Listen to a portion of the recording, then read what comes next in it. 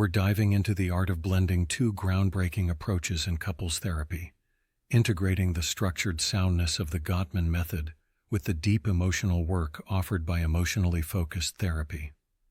Absolutely. There's so much richness in combining these models. It almost feels like having two toolkits in one, right? Exactly. It's like we start with a solid foundation based on the Gottman method.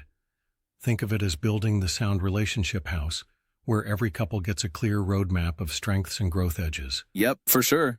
And that roadmap really sets the stage for what's possible, doesn't it? It's interesting how the survey and assessment let couples see their relationship's potential through a tangible lens. Right. And then once we've got that structure in place, we switch gears to address the underlying emotional patterns using emotionally focused therapy. It moves things into the territory of attachment and those deep-seated emotional cycles. Yeah, and that's where Susan Johnson's framework really comes into play, drawing on adult attachment theory and having us really explore the vulnerable parts of each partner. Absolutely. It's like on one hand, Gottman gives us the science, clear empirical observations of what makes relationships tick, while EFT brings in the heart, focusing on how past experiences shape current dynamics. Totally. I love that contrast. But how do you know when to switch from the structured approach to the more fluid, emotion-centric model in a session? Great question. I always begin with the Gottman assessment techniques because couples often find comfort in something concrete, a story of their relationship that they can map out, like filling in the pieces of their sound relationship house. Right. That process not only highlights strengths, but also pinpoints areas that need work, giving both partners hope and a plan. Exactly. And then when deeper emotional wounds or attachment injuries surface, like say a particularly charged argument, I naturally integrate EFT techniques to help process these negative cycles. Yep, I've seen that in practice. It's that moment when you're not just fixing a problem, but you're also navigating those core emotional triggers that have roots in early attachment patterns. Totally. I mean, it's like having the science in one hand and the art in the other. With Gottman, you can practically see the gridlocked conflict turning into opportunities for growth. And when you bring in EFT, you really start untangling those deep-seated emotional responses. Yeah, it makes sense. And I guess you could say that while Gottman helps couples manage their physiology and day-to-day conflicts, EFT allows them to address the heart of their pain. Exactly. It's like the Gottman approach coaches couples to handle conflict with practical antidotes, replacing criticism, contempt, the four horsemen, with specific techniques, while EFT provides that empathetic, secure container where vulnerable feelings can safely surface. Exactly. I do wonder, though, is there any risk of these two models conflicting with each other in a session? That's a fair point.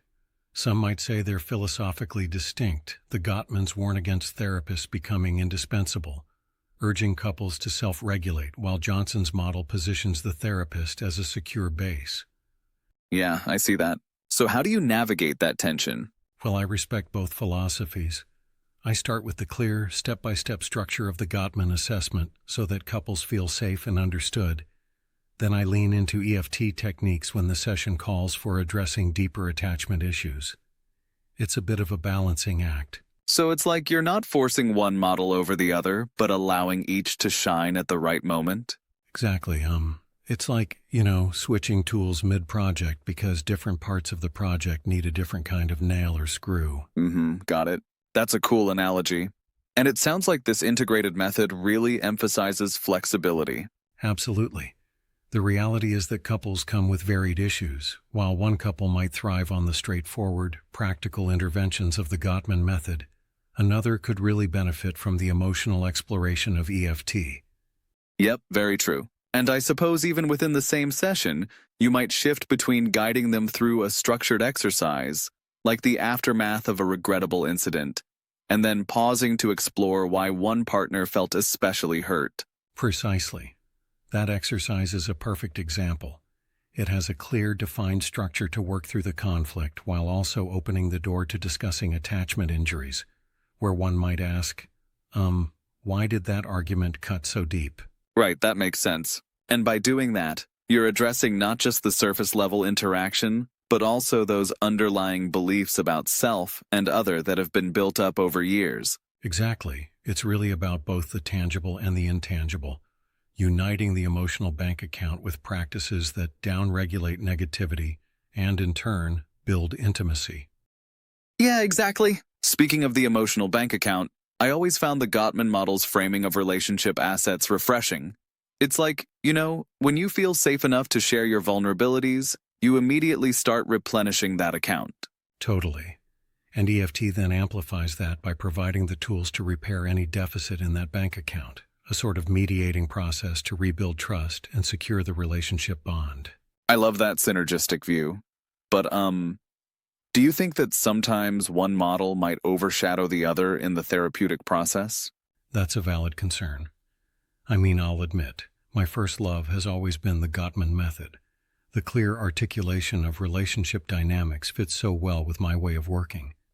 I get you. So, when challenges arise that require deeper emotional navigation, EFT steps in to fill those gaps? Exactly. It's all about tuning into the couple's emotional system. When routines just aren't cutting it anymore, EFT throws in that extra layer of emotional insight by exploring how attachment histories and unresolved hurts influence the here and now conflict. And that really seems essential because every relationship has its unique set of challenges, right?